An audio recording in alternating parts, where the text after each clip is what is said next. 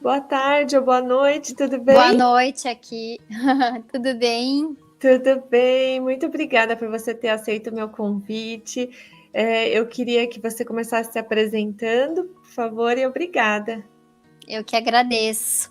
Eu sou a doutora Natália, psiquiatra geral, formada pela Santa Casa de São Paulo, e estou me especializando em psiquiatria da infância e adolescência. Ai, que bom, veio a calhar, porque tenho tantas perguntas para fazer para você sobre ansiedade entre crianças e adolescentes, e a gente tem observado o aumento dos casos de ansiedade, né? Agora, principalmente por Muito, causa da Covid. Eu queria que você começasse extremamente. me falando um pouquinho sobre o que você tem visto no consultório, sobre os casos aumentaram muito. No consultório, a demanda dessa população, né, infância e adolescência, aumentou assim, exponencialmente desde que começou a pandemia, especialmente a população adolescente. Não sei se esse é um dado geral ou é um dado do meu consultório, né? A gente ainda não tem tanta literatura disponível, mas eu acredito que no futuro a gente vai ter noção dessa quantidade, dessa porcentagem de aumento, né? Mas no Uhum. consultório é muito claro, dá para ver assim perfeitamente um aumento gritante dos atendimentos. Eu imagino que isso também deve ter sido influência não só das crianças e adolescentes terem ficado mais tempo em casa, de terem muitas restrições por causa do vírus, mas também porque os próprios pais, né, a família também se viu numa situação de estresse, e isso acaba influenciando também o que as crianças acabam sentindo. Não, completamente, né? Porque a ansiedade, ela é uma para você desenvolver uma ansiedade em nível, né, patológico, envolve uma série de fatores, né?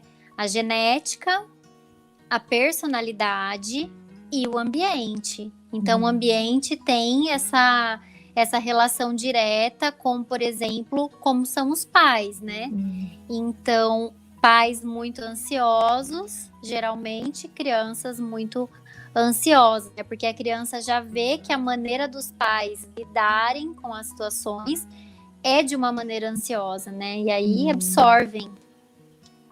Nossa, e a gente tem que tomar cuidado demais, né? Porque a gente vive na pressa, a gente é atropelado Sim, por prazos, então a gente recebe essa cobrança e acaba passando para as crianças. Mas aí uma pergunta é, que você falou que geralmente os pais ansiosos, crianças também são. uhum, Geneticamente também, então, se o também, pai. também. Então é multifatorial, né? Então já tem uma predisposição genética, né? Então a gente vê bem isso quando tem o estudo que eles fazem com as famílias, né? Então vem que toda a família desenvolve a mesma doença, né? Isso vale para todas as doenças na psiquiatria, inclusive a ansiedade. Mas eu Entendi, acho que o fator ambiental é tão importante quanto. É entendi. muito, é muito importante. Mas eu penso o seguinte: é importante que os pais tenham essa crítica de que eles precisam de tratamento. Porque eu recebo um monte de criança que a mãe tá tão ansiosa que ela não me deixa falar. Então, muitas vezes a mãe ela não ouve o que eu tô falando, porque ela tem Sim. tanto para me dizer e ela tá me dizendo que o filho é ansioso, entendeu? E aí Uhum. eu calmamente eu pergunto: "E você? Você você faz tratamento?" Aí às vezes elas levam um susto, porque se os pais têm essa crítica e se tratam, automaticamente isso melhora para os filhos, né?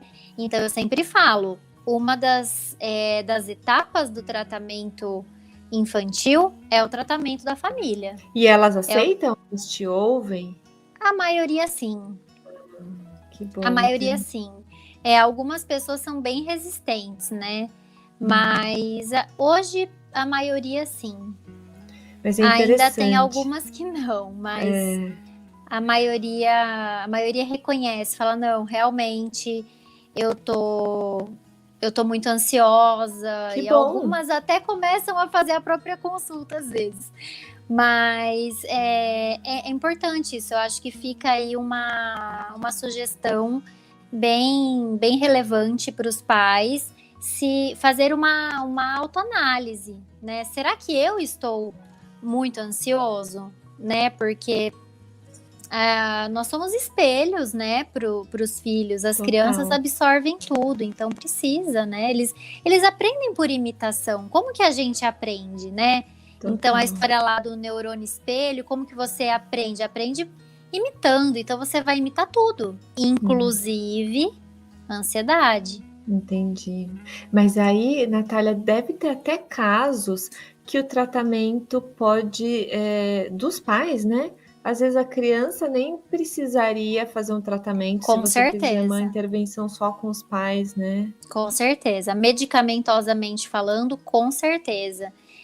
Os Olha, pais tratando e a criança vivendo em um ambiente de menos ansiedade e fazendo terapia, é bem possível.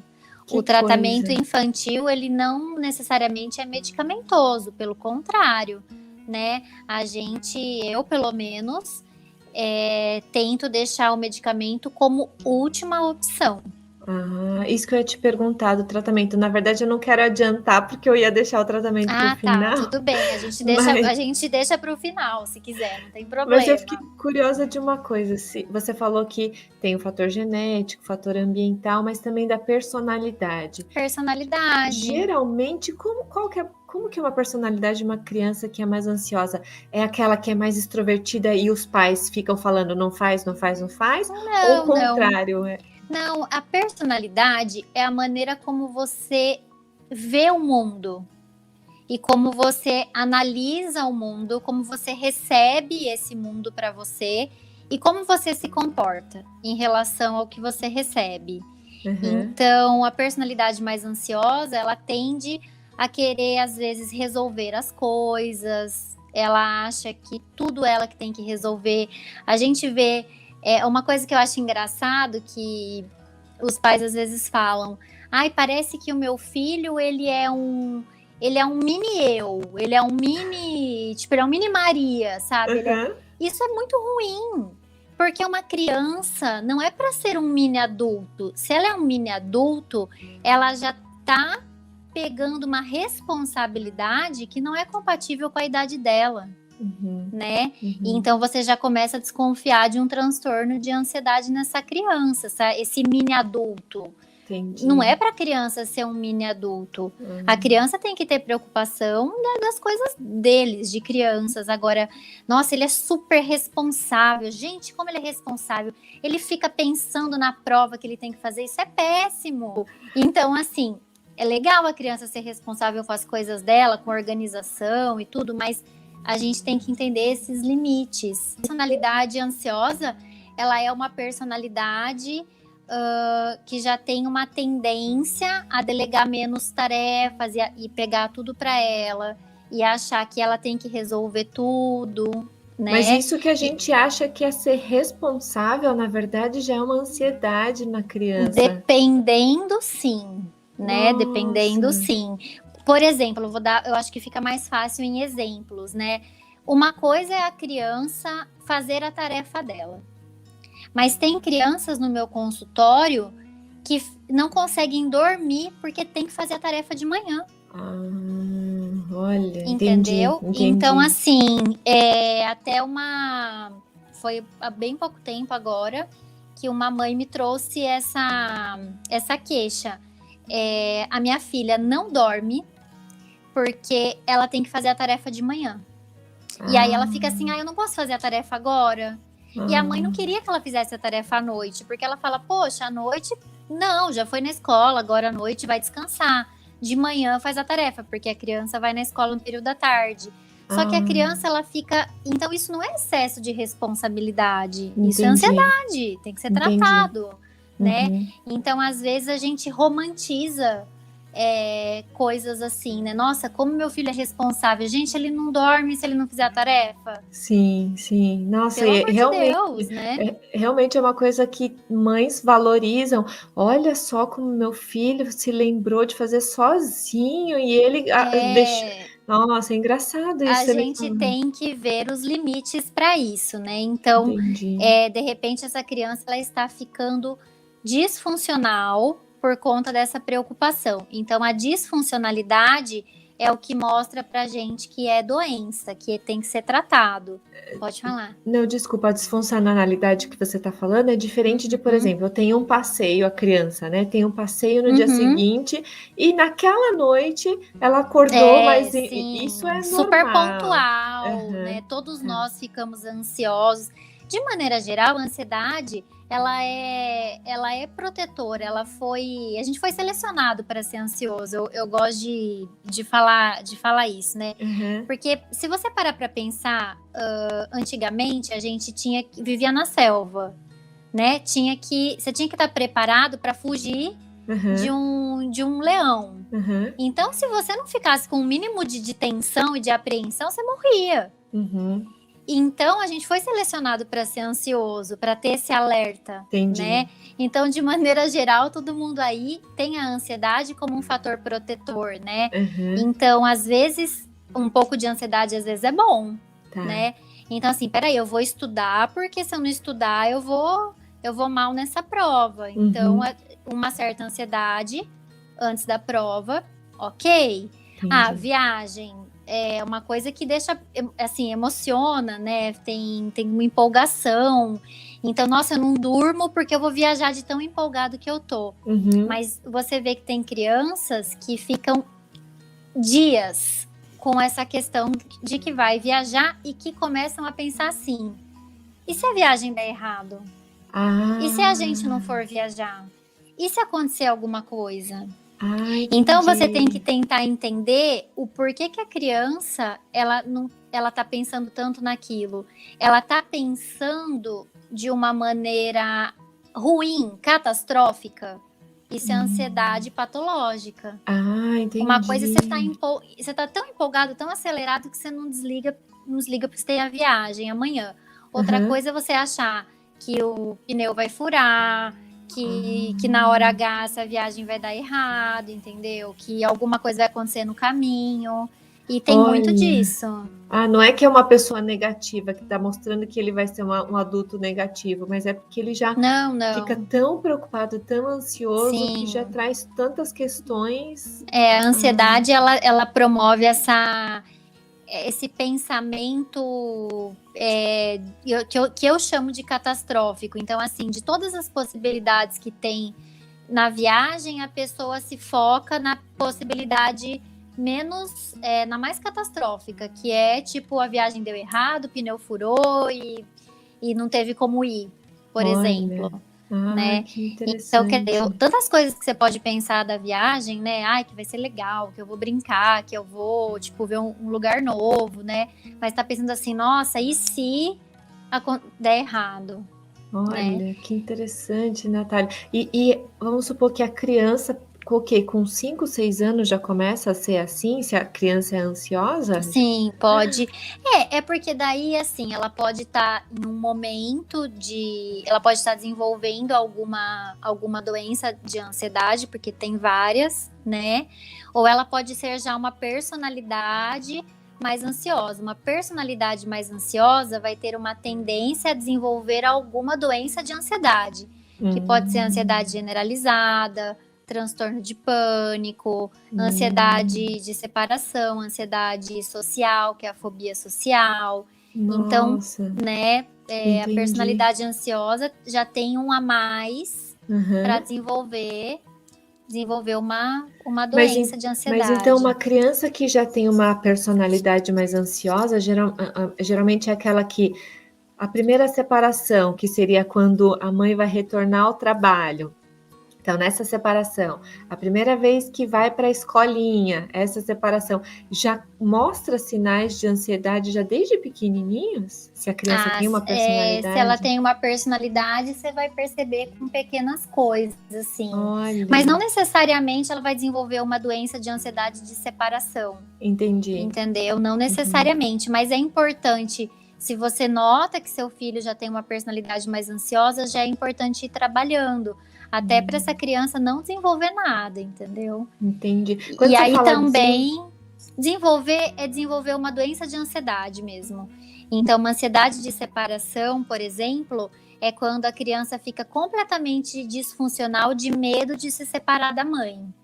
E Ou como de ele medo, reagiria? Como que é uma criança com transtorno de separação? ansiedade de separação, a criança, ela em casa, ela às vezes parece uma sombra atrás da mãe, né? E de medo de se separar da mãe sumir, de perder de vista. E aí a criança, por exemplo, ela não quer ir para a escola, porque se ela vai para a escola, ela separa da mãe. Então aí começa a disfuncionalidade. Já é uma criança que não consegue ir para a escola. Isso é disfuncional, entendeu? A criança não consegue dormir no quarto dela. Por quê? Porque ela tem medo que ela vai ficar longe da mãe, a mãe no quarto dela, ela no próprio quarto, ela vai perder a mãe. Entendeu? Mas, Natália, então agora não dorme. Na prática mesmo, porque eu acho que quando a mãe vai voltar a trabalhar, aí o nenê acorda mais vezes à noite, aí falam dessa. Como é que eles falam? Não é uma depressão nem ansiedade, mas que ele sente que vai ter esse momento da separação, ou a primeira vez que vai para a escola. São raras as crianças que, tchau, mãe, pode ir, né? Que entra feliz. Não, Tem? assim, isso é normal e um mínimo de frustração é necessário, né? Para psicanálise, né? Que aí já não é o meu campo, porque eu não estudo psicanálise, eu faço meu estudo em cima de psicofármacos mesmo. Mas na psicanálise a gente tem essa teoria de que um mínimo de frustração ele é necessário para você desenvolver resiliência. Então, assim, separar da sua mãe é algo necessário na sua vida. E aí você vai desenvolver a resiliência em relação a isso. Entendi. Né? Então é bom, é importante, né? Entendi.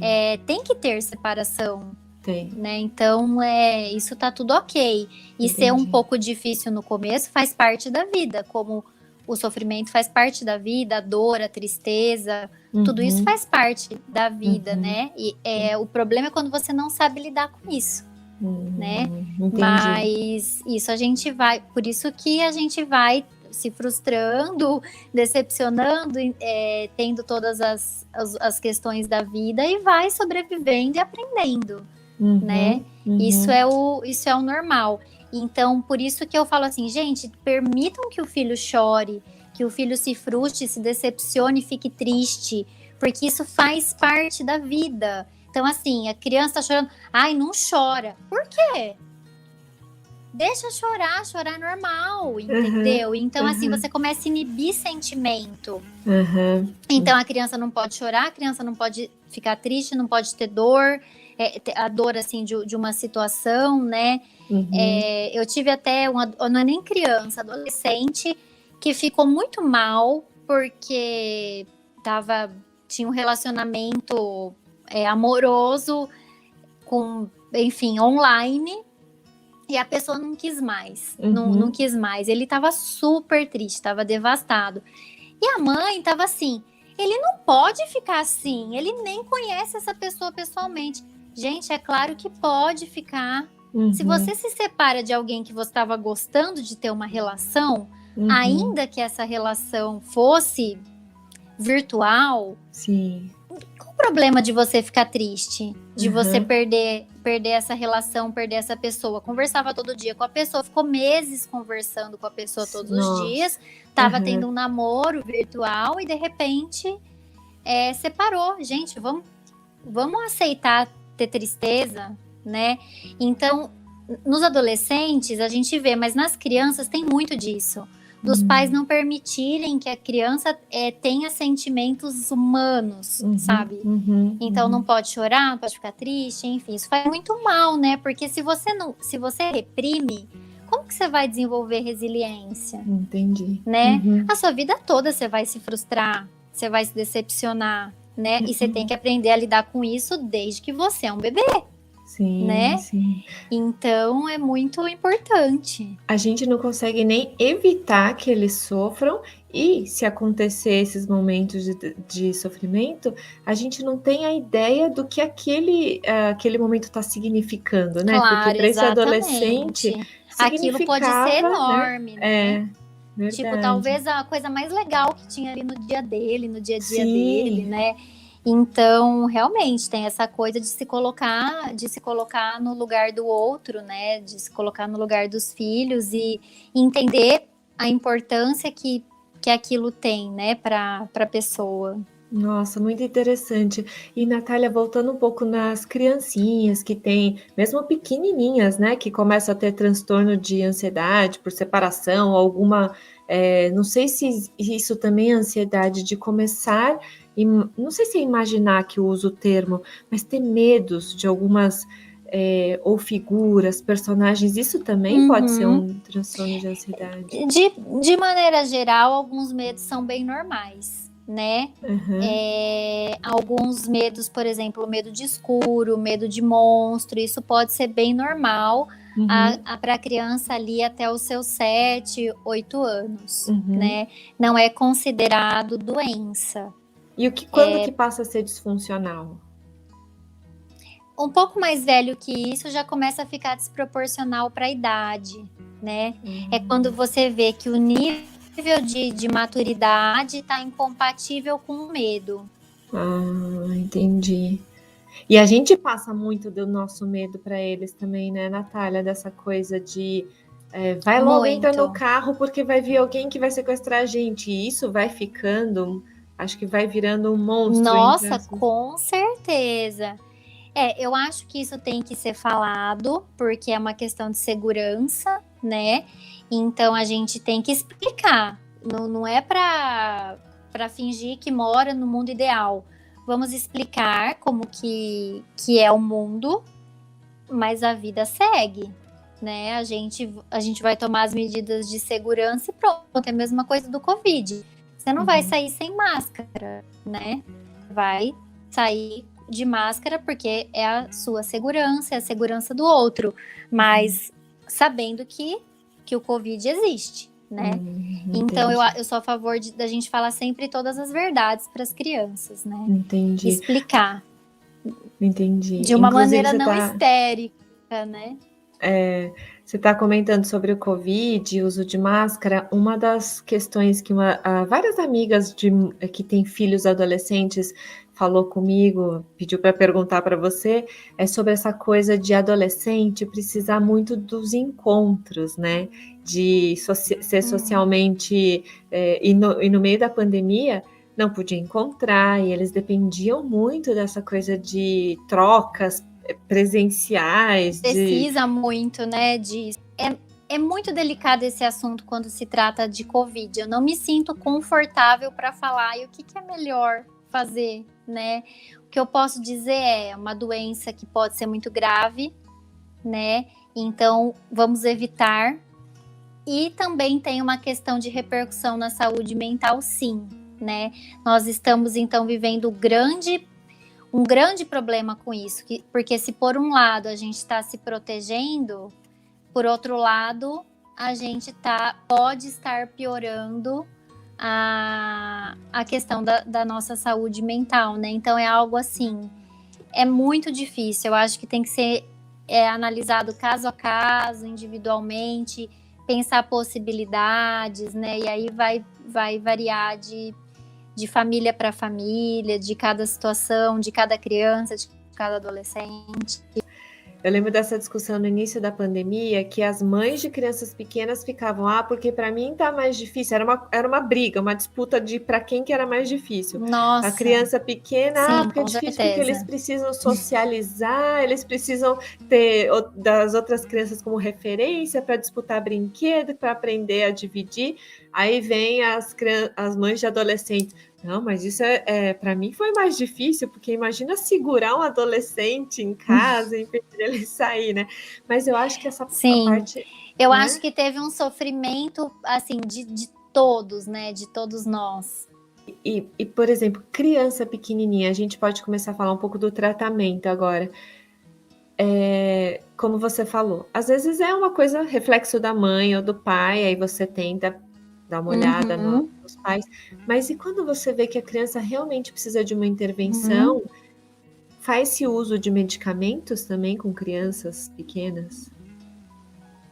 Sim, a partir de 6 anos, né? Antes Ah, disso não tem resposta, né? Ainda não tem formação cerebral suficiente para a gente ter a ação dos medicamentos. Então, para os medicamentos agirem, também precisa que tenha uma certa formação, conexão neuronal, né? Então, não tem, né? Em crianças com menos de 6 anos. Então, acaba ficando o tratamento, a base é a psicoterapia mesmo, né? Mas, de qualquer forma, independente da idade, a primeira opção é sempre a psicoterapia, né? E aí, se esse quadro não melhora com psicoterapia e outras coisas que a gente indica, que é exercício físico, uma boa alimentação, né? Todo o ambiente que essa criança convive em casa, na escola, tentar entender o que está acontecendo. Enfim, então tudo isso. E aí a gente entra com medicamento após, né?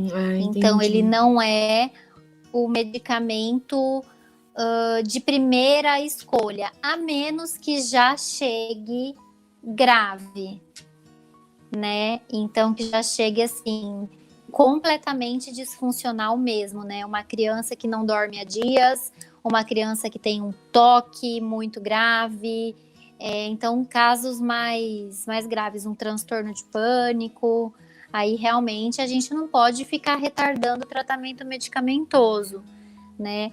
Mas, exceto pelos casos graves, a gente inicia com a psicoterapia e as outras coisas. Entendi. Natália, você falou do transtorno de pânico. É transtorno de pânico que chama? Então, mas Isso. Tem os crianças. ataques de pânico, que são as crises, né? E o transtorno de pânico, né? Entendi. Mas como que uma criança pequena pode manifestar um transtorno? Eu fiquei curiosa porque vamos pensar que uma criança. Sim, mas é igualzinho do adulto. São os Ah, sintomas físicos, né? Só que a ah, criança às vezes tem mais dificuldade de explicar o que ela está sentindo, mas é taquicardia, então a sensação de o coração realmente acelerar, ter sensação de nossa, falta de ar, tremores, sudorese, náusea, tontura, nossa, nunca então que imaginei vem em criança. crises, né? Que é aquele Aham. pico, criança faz também, Nossa, que criança coisa, faz. né? Olha, não sabia, E não não é tão imaginava. incomum. É mesmo? Não é tão Nossa. incomum, não. Assusta um pouco, né? Então, para quando os pais veem isso, mas dá para perceber na hora que é isso, que não é uma criança Ah, fazendo uma sim. birra exacerbada, não é? É realmente dá para ver que é um Ah, não, pânico. não, dá pra ver que é algo diferente, sim. Agora eu vou fazer uma pergunta. Eu estou mais curiosa com crianças que, sabe, os pais falam: ah, ele é tão bonzinho, faz tudo o que eu peço, ah, ele é tão quietinho. Aquela criança que não consegue falar não, aquela criança que vai aceitando isso, vai aceitando aquilo. Tem gente que brinca, fala: ah, um dia lá na Personalidade, frente ele né? vai explodir. Não, isso é personalidade ou é É, uma criança que sempre fala um não, não, não, não, não faz isso, aí no futuro sabe aquela criança que sai pegando a metralhadora e eu acho atirando? que sim. Eu, eu acho que não tem essa. A gente não conseguiu ainda determinar assim tão diretamente uma criança reprimida vai se transformar em um sociopata, né? Não tem isso. Uhum. Mas tem características de personalidade, então a pessoa ser mais introvertida, ser mais na dela é uma coisa. E tem a criança que tem medo realmente de desagradar, né? E não fala não porque ela quer ser aceita.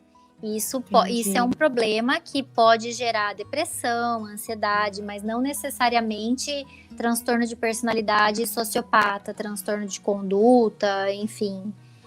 Não tem essa ligação tão clara. A ligação que a gente tem com a sociopatia é o transtorno de conduta, né? Que aí não é das doenças da ansiedade, faz parte de outros de outro transtorno, aí a gente pode um dia falar sobre eles. Tá ótimo. Eu vou ter o maior prazer. Tá ótimo. E eu tô terminando aqui as perguntas, mas em relação ao bullying das crianças, essa ansiedade, das crianças não, mais para os adolescentes, né?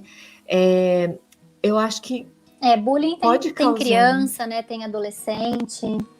O bullying pode causar muitos transtornos mentais, né? O bullying é algo bem importante. Transtorno de ansiedade, com certeza, inclusive pânico, né? Eu já vi crianças e adolescentes que começam a fazer o pânico, o ataque de pânico, eu não diria nem o transtorno, mas a crise de ansiedade, que a gente chama de crise de ansiedade, né? Na psiquiatria a gente chama de ataque de pânico. Então vamos colocar aí para ficar mais fácil de entender. Começa a ter a crise de ansiedade quando chega na escola. E aí liga para a mãe que quer ir embora da escola porque está passando mal, né? E, na verdade é porque lá na escola ela sofre o bullying, né? E às vezes ela já não está nem sofrendo bullying naquele dia, mas ela já está com isso tão presente na vida dela que ela já despertou aí as crises de ansiedade, né? Puxa, que coisa, né?